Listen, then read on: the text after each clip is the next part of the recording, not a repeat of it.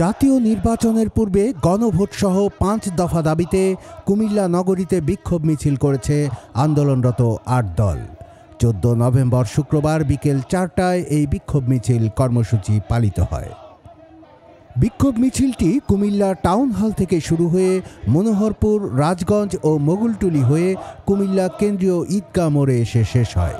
মিছিলে উপস্থিত ছিলেন জামায়াতে ইসলামী কুমিল্লা মহানগর আমির ও কুমিল্লা ৬ আসনের প্রার্থী কাজী দীন মোহাম্মদ, কুমিল্লা সদর দক্ষিণের আমির মিজানুর রহমান, কুমিল্লা মহানগর খেলাফত মজলিসের সভাপতি আব্দুল কাদের জামাল সহ আন্দোলনরত ৮ দলের নেতাকর্মী ও সমর্থকবৃন্দ।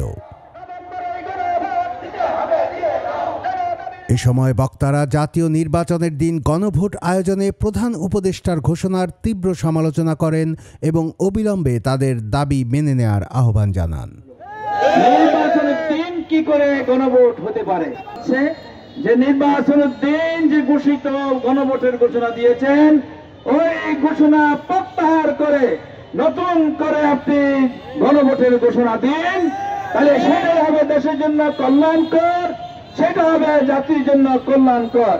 জুলাই জাতীয় সনদ বাস্তবায়নে সাংবিধানিক আদেশ জারি ও নভেম্বর মাসেই গণভোট আয়োজন, নির্বাচনে সবার জন্য লেভেল প্লেইং ফিল্ড নিশ্চিত করা সহ ৫ দফা দাবিতে জামায়াত সহ সমমনা ৮টি রাজনৈতিক দল যুগপৎ আন্দোলন করছে।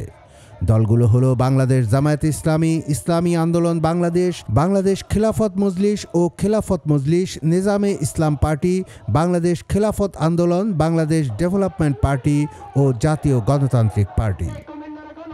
কুমিল্লার কাগজ, নিউজ ডেস্ক।